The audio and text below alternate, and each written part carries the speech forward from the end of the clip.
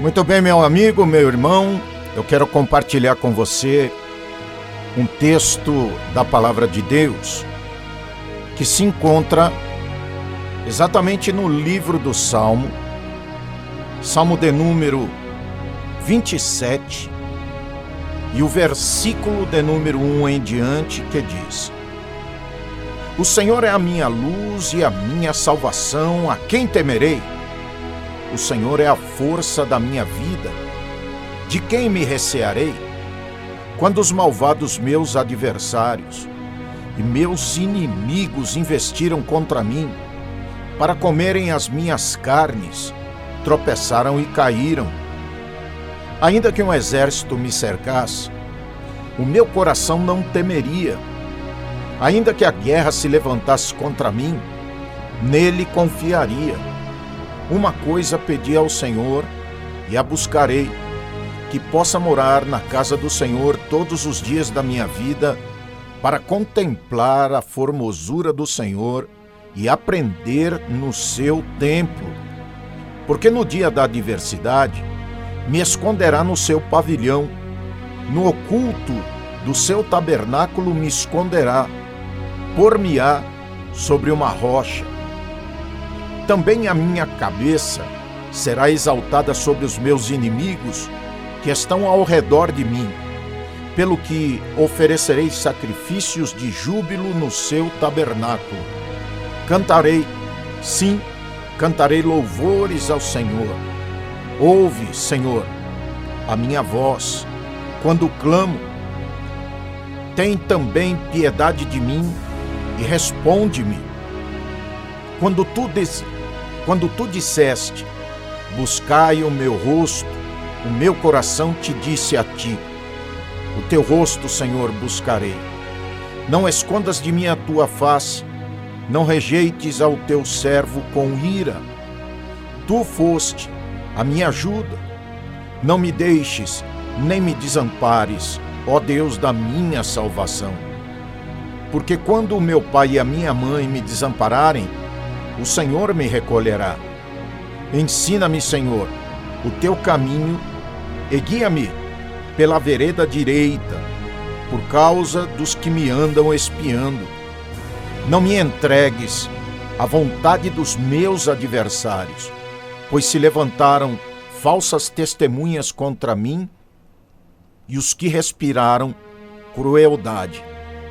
Pereceria sem dúvida, se não cresce, que veria os bens do Senhor na terra dos viventes. Espera no Senhor, anima-te, e Ele fortalecerá o teu coração. Espera, pois, no Senhor.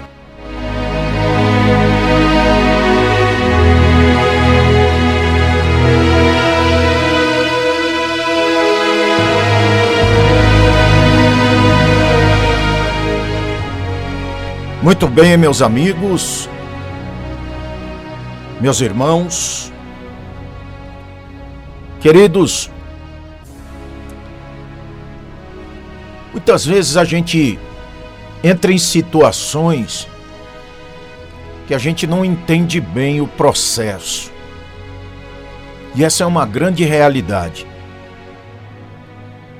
Muitas vezes nós entramos em circunstâncias, em guerras, em batalhas, em conflitos, que a gente não tem a menor ideia por que é que isso sobreveio na nossa vida. Não tínhamos nada a ver com isso, nem sequer pensávamos em situações como essas. Por exemplo, você já viveu uma guerra? Você já participou de uma guerra? Não estou dizendo aquela guerra que a gente vê na televisão, conflito de países, trincheira, armamento bélico. Estou falando das guerras da vida, problemas, circunstâncias que vêm contra a nossa vida. De repente, está tudo bem e de um momento para o outro, o negócio vira de uma forma que a gente fica sem entender direito o que está acontecendo. Eu já vivi E eu acho que nessa minha jornada de ser vivente na face da terra, eu ainda vou travar muitas guerras.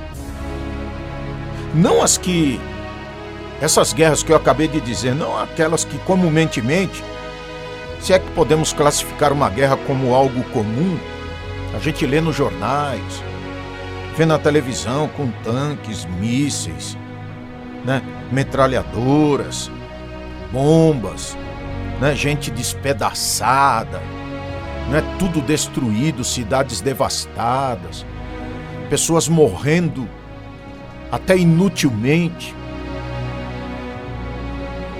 Mas eu também não falo da guerra espiritual que enfrentamos, porque a própria palavra de Deus,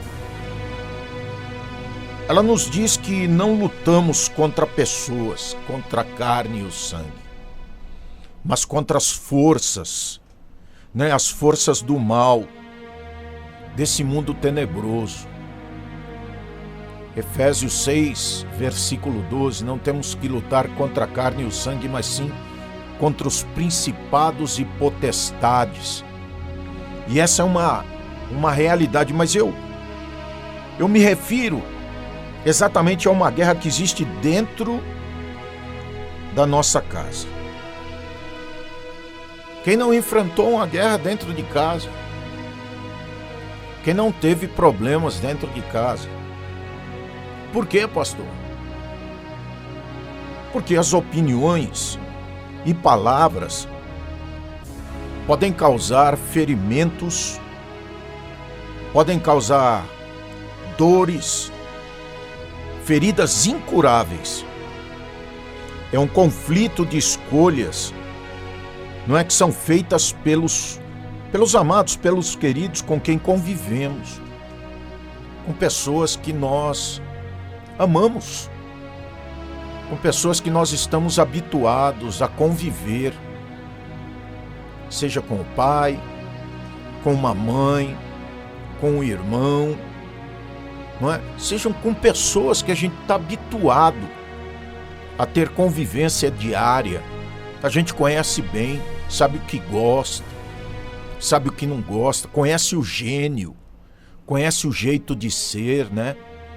Então a gente, de repente, pensa muitas vezes que as nossas guerras sempre são travadas contra os outros, né? Pessoas da nossa rua, do nosso bairro, da faculdade, ou até mesmo da empresa onde trabalhamos. Muitas vezes vem isso, né? Mas a gente nunca espera que algo dessa natureza aconteça dentro de casa. Que parece que dentro de casa todo mundo tem que concordar com as mesmas coisas, né? Todo mundo vive dentro da mesma visão, dentro do mesmo prisma. Todo mundo hoje vai comer arroz, feijão e bife, né?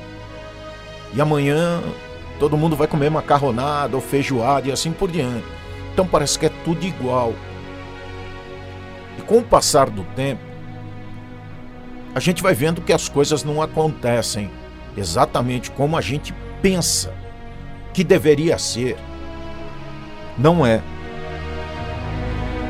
Então eu me refiro a essa guerra que existe dentro da nossa casa, porque tem opiniões divergentes e muitas vezes causam feridas que são incuráveis, porque também é um conflito de opiniões, de escolhas, não é? E isso tudo acontece com gente que a gente convive. Adolescentes que resolvem experimentar a droga da moda. O marido que se vê, né? O marido que se vê o sol da juventude se pôr, se perde na relação que deveria ser profissional. A esposa que se dedicou ao lar por anos, abafando um sentimento irrestrito de frustração. Pai e mãe implacáveis em suas opiniões quanto aos sonhos dos filhos. Empregos que são suportados exclusivamente por darem o sustento financeiro necessário não é para manter a família, para que as contas e as necessidades da família sejam alcançados. Situações existem, dos mais variados tipos. Agora eu quero chamar a sua atenção para que você, exatamente agora, pense na sua. Pense na sua situação. Oh, aleluia. Porque eu lhe pergunto, qual é a guerra que você vive neste exato momento? Qual é a peleja que você está lutando aí, está pelejando? Seja lá com um filho, um adolescente, seja lá com o marido, seja com a esposa, seja o desemprego, seja, quem sabe, a solidão de você ser a única cristã evangélica ou cristão evangélico aí no seu lar, e a sua posição cristã ofende ou distancia as pessoas da sua família. Eu não sei, eu estou lhe dando aqui sugestões, porque estou pensando aqui em guerras, conflitos, diferenças, opiniões contrárias, visões diferentes em relação aos assuntos desse tempo. Qual é o exército que está acampado à sua porta?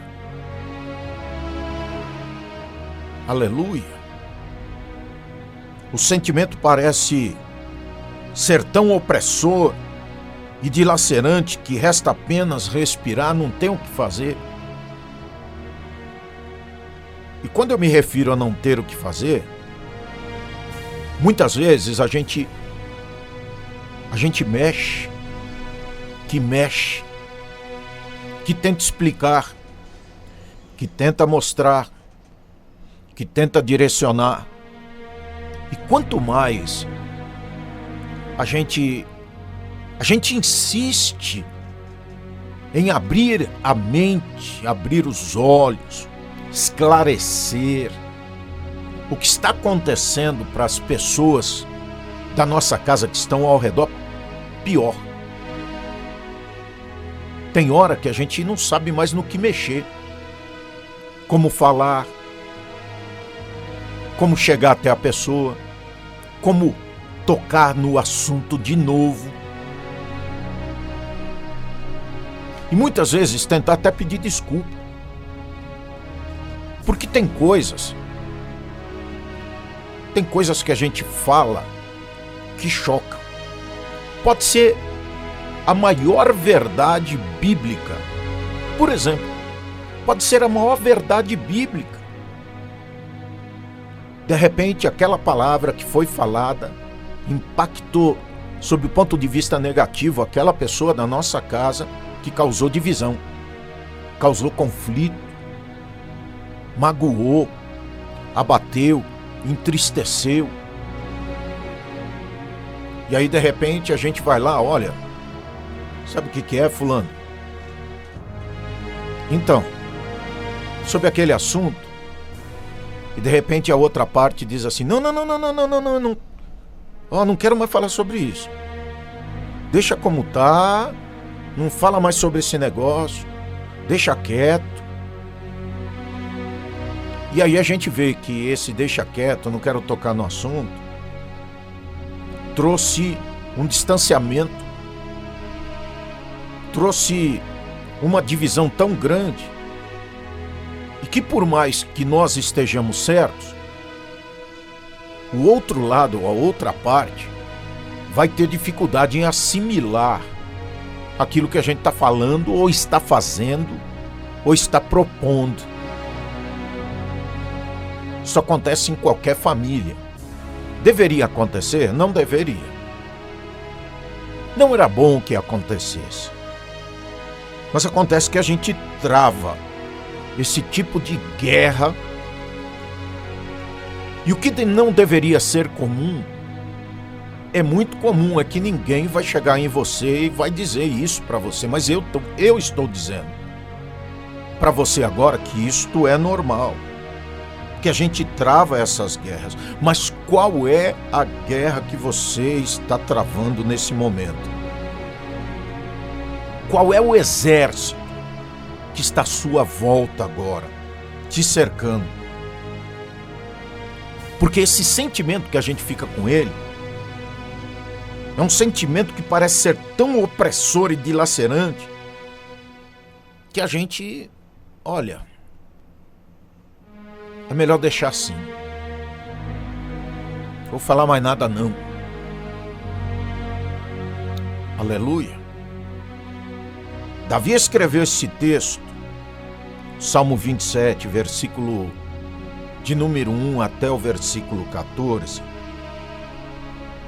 porque ele participou de várias guerras, diversas, não foi nenhuma nem duas, e derramou muito sangue que foi impedido pelo próprio Deus de construir o templo.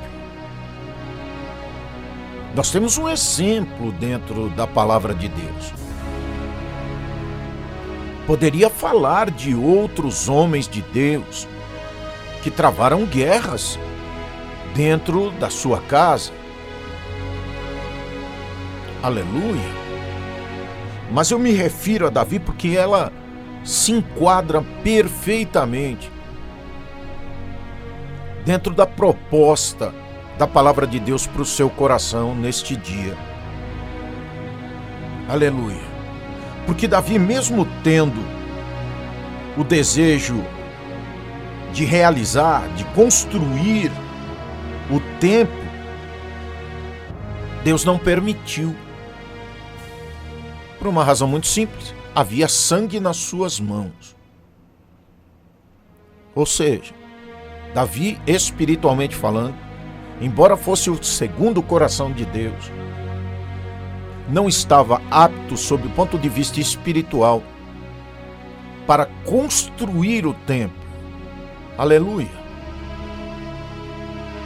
Então, na sua oração, ele pede para morar na casa do Senhor para sempre.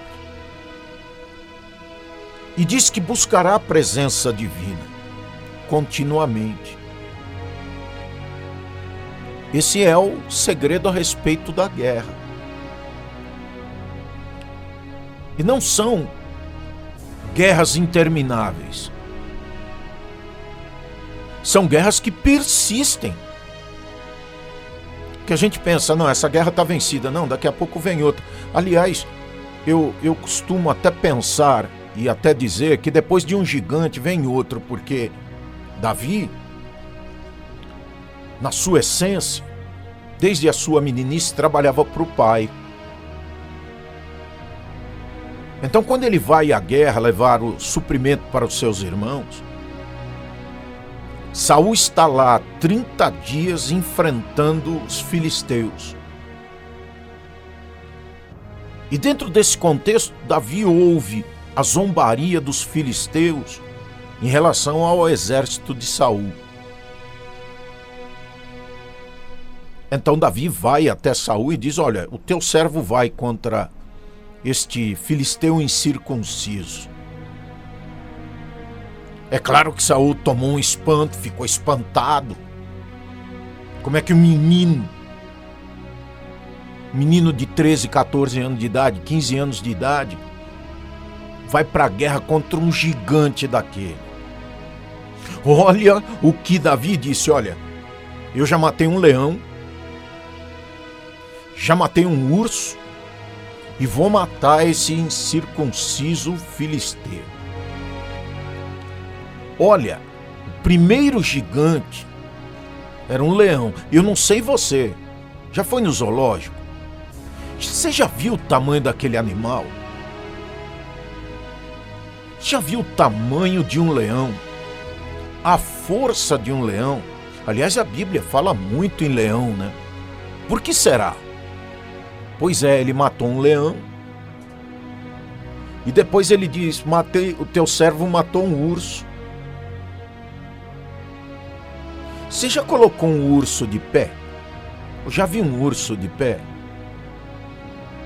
É um animal fortíssimo e de pé, ele tem mais de 2 metros de altura. É isso. Olha só de quem Davi está falando. Ele não está falando aí de alguém do tamanho dele, da estatura dele.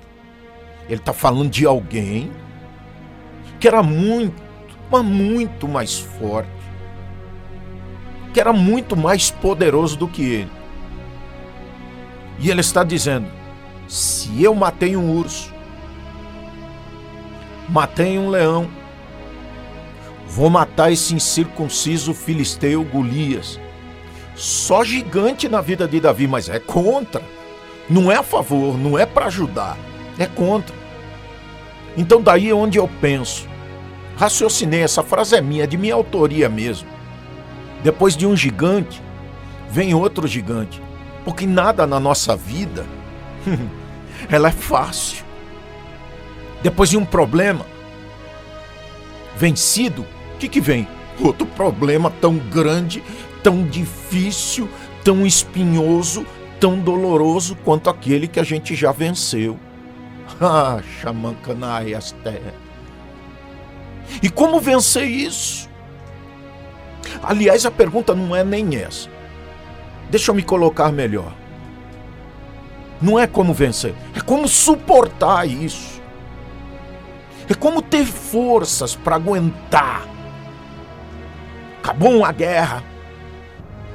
Acabou uma batalha que durou tanto tempo para resolver. Poxa, agora eu vou respirar, agora eu vou descansar. Pelo amor de Deus, que eu tô cansado, eu tô cansada. Daqui a pouco alguém bate na porta. O WhatsApp toca. O e-mail chega. O telefone toca. E de repente está lá instaurado na nossa vida outra guerra. E aí não é nem como vencer, né? A pergunta não é essa, mas é como suportar. É como ter forças. Como prosseguir.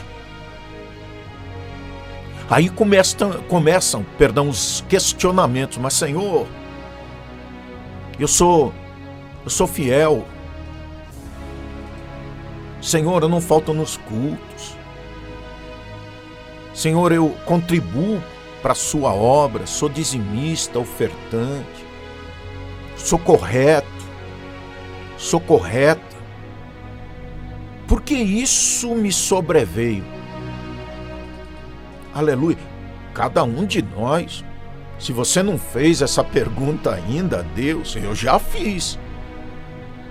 E eu acho que é muito natural a gente ter esse tipo de reação, não porque somos bons ou merecemos algo da parte de Deus, mas é o cansaço, é a fadiga,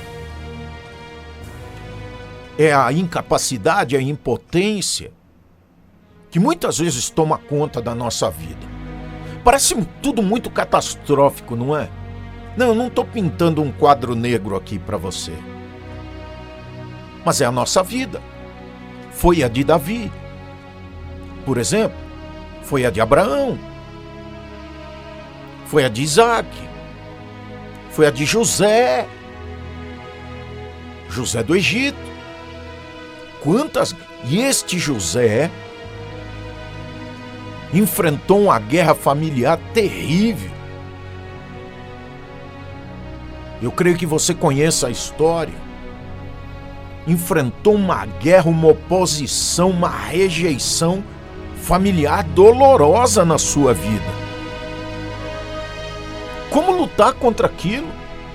Como suportar aquilo? Como suportar a rejeição?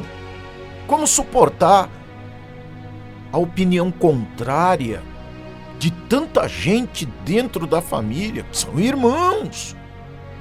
Aleluia, são irmãos. Pois é, o tempo foi um dos fatores que contribuiu positivamente na vida de José e também contribuiu negativamente na vida de José. Positivamente porque José amadureceu, José viveu coisas na sua vida, mas não deixou de ser quem era.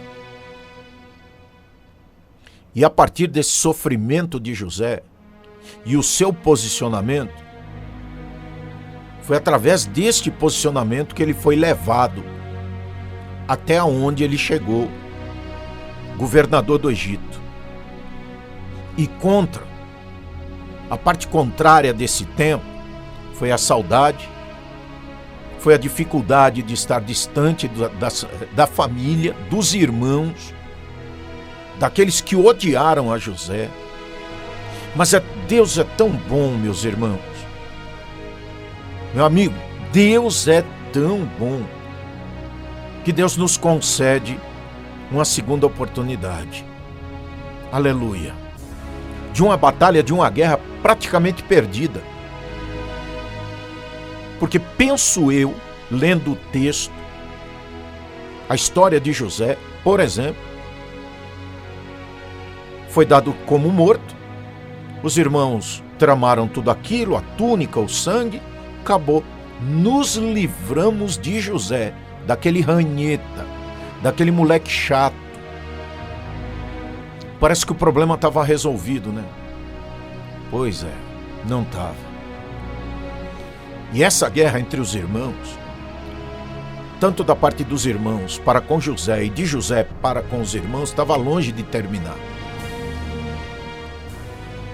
Foram quase 17 anos de distanciamento. Eis que de repente uma situação, uma fome, uma seca, muda completamente o resultado da história que começou quando José foi vendido. Parece que estava resolvido o problema, a guerra familiar. Não estava. Ela ia se solucionar, mas ela não estava resolvida. Pois é, e a segunda oportunidade foi dada aos irmãos e a José de perdoar, e aos irmãos de reconhecerem quem era José. Uma segunda oportunidade também foi dada para aquele povo que saiu do Egito e foi até Canaã numa viagem de quase 11 dias. Chegaram à porta de Canaã, resolveram não entrar. Não vão entrar? Não vamos entrar. Tem gigantes na terra. Pois é. Eles rodam 40 anos no deserto e Deus coloca depois dos 40 anos de deserto, eles aonde? Na porta que eles rejeitaram entrar. Segunda oportunidade. A segunda oportunidade não foi dada para os que rejeitaram. Os que rejeitaram morreram no deserto. Deus levanta um novo contingente de homens que nasceram ouvindo falar das grandezas de Deus e da terra que estava à disposição deles para poderem entrar, que era Canaã. E eles voltam para onde? Para a porta de Canaã, desta vez, numa segunda oportunidade, para cumprir a promessa de Deus na vida deles. Deus é Deus de segunda oportunidade, meu irmão. Parece que essa guerra é interminável e ela vai terminar aí com dores, com ferimentos, com divergências, com raiva, com ódio. Parece que vocês nunca mais serão iguais ou terão a mesma amizade. Porque guerra é guerra, né? É matar ou morrer. Não é isso que é guerra? Mas acontece que o segredo, a despeito dessa guerra, é coração. É o coração. O segredo é buscar a presença divina. Não tem outra coisa a fazer. Quanto mais mexe, pior fica. Se distanciar e calar é divisão, é raiva, É distanciamento. Aliás, distanciamento social está na moda, né? Fique distante, não abrace, não beije, não aperte as mãos, sinalize de longe. Esse distanciamento já existe. Mas eu estou falando de algo íntimo, que é espiritual. Que envolve, olha, escuta isso, envolve amor. E não é amor erótico. Não. É amor ágape. É amor de Deus. Então, o segredo é buscar ao Senhor e esperar por Ele, fortificar o coração e ter bom ânimo. Eu lhe dei 4 segredos aqui. 4? Vamos contar aí. Buscar ao Senhor 1, esperar por Ele 2, fortalecer o coração 3, ter bom ânimo 4. Mas parece que tudo isso que eu estou dizendo aqui para você é fácil. Não, eu ouvi a palavra de Deus na boca do pastor Sebastião e ele disse: buscar ao Senhor, esperar por Ele, fortificar o coração, ter bom ânimo é o remédio para solucionar tudo. Positivo, concordo com você. É fácil? Não. É difícil, pastor. Quando envolve coração e sentimento, é muito difícil. Vai exigir fé. Vai exigir empenho. Vai exigir perdão. Mas é o que deseja de nós o Deus Todo-Poderoso. Aleluia! Porque veja só uma coisa. Aquilo que Deus exige de nós, amor ao próximo, fé, mansidão, temperança, domínio próprio. Tudo isso é fácil? É nada. Mas é possível. Se fosse fácil, não estava escrito na Bíblia, meu amigo. A gente ia no supermercado, comprava tudo isso, trazia para casa. E está feita a refeição. Mas não é assim. Tudo exige fé, exige perdão, exige humildade. Nós esquecemos que Ele, Deus, é também chamado o Senhor dos Exércitos. A gente se esquece que Ele é general, que Ele é Senhor. E nesta peleja tu não tá sozinho. Minha amiga, nessa peleja tu não tá sozinha. Aleluia. Ele vai te ajudar a vencer essa guerra aí. Quem sabe essa guerra sua aí não tem um mês, não tem um ano, sejam anos. Sejam anos que você vem travando essa guerra aí dentro da sua casa. Não é no emprego, não é na faculdade, não é na vizinhança, não é no bairro, é dentro de casa. Aleluia! É dentro do lugar onde deveria supostamente ter harmonia, ter alegria, ter sinceridade, ter amor, aconchego, compreensão, abraço. Não é verdade? Mas não tem. Às vezes tem ódio, tem fúria, tem dor, tem rejeição, tem tanta coisa, tanto sentimento ruim, contrário,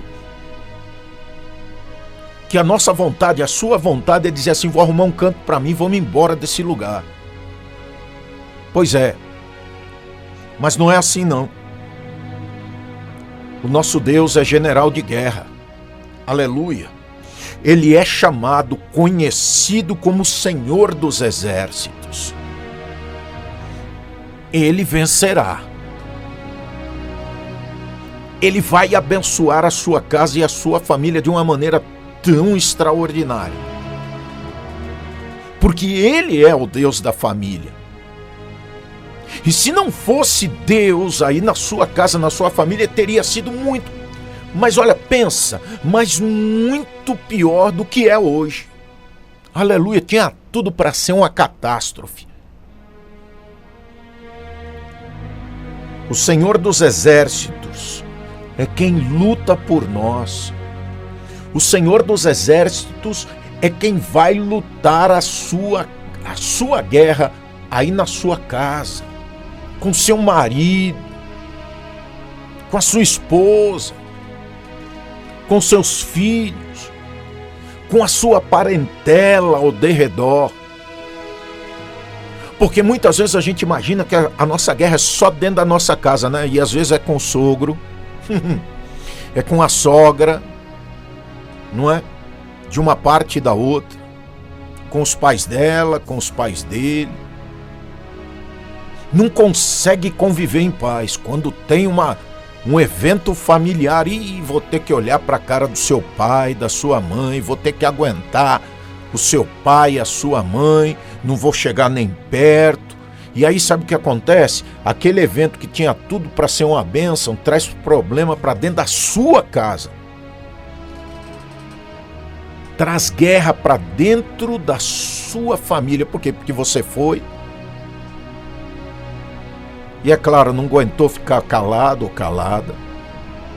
Disse lá uma palavrinha que azedou o esquema. E aí veio para dentro da sua casa, com seu marido, com a sua esposa, com seus filhos. E o negócio virou. Mas eu quero dizer para você, buscar ao Senhor, esperar nele, fortificar o coração, ter bom ânimo, é possível. A sua família é de Deus. Agora eu estou profetizando, a sua família é de Deus. Mas como, pastor? Olha o cenário, olha o quadro. Eu estou numa guerra, Senhor. Eu estou numa guerra, pastor. Eu estou numa dificuldade ali, mas eu estou dizendo para você, pelo meio da fé, esperando nele, fortificando o coração e tendo bom ânimo aqui para profetizar para você. Aleluia! Vai dar certo. Embora agora pareça que está tudo virado no avesso. Está tudo contra. Pô, pastor, eu sou crente. Vou na igreja, tô lá. Olha a minha família como é que tá. Pois é. Parece que é só a sua, né? Não, não é. Tem diferença de opinião na minha família? Claro que tem. Tem os que concordam e tem os que discordam. É assim que é. Gostaria que todo mundo aqui pensasse igual eu? Sim, mas não é assim que é. Agora, peraí. Nesta peleja não tereis que pelejar. Olhai e vede o livramento que o Senhor vos dá hoje. Narak, suricanta, nakalamassou, hoje. Aleluia. Então, é Ele quem vai pelejar por você. Não é você que vai continuar abrindo a boca para convencer ninguém, ou para estabelecer a sua verdade, ou impor o teu querer. É Ele. Aleluia. Então nessa peleja aí, não é você, é Ele. É Deus. Acredita. E eu quero, nesse momento tão importante, orar por você, porque o salmista Davi, lá no Salmo 27, no versículo 3, ele diz assim: ainda que um exército se acampe contra mim, meu coração não temerá. Ainda que se declare guerra contra mim, mesmo assim estarei confiante. Olha o que ele diz.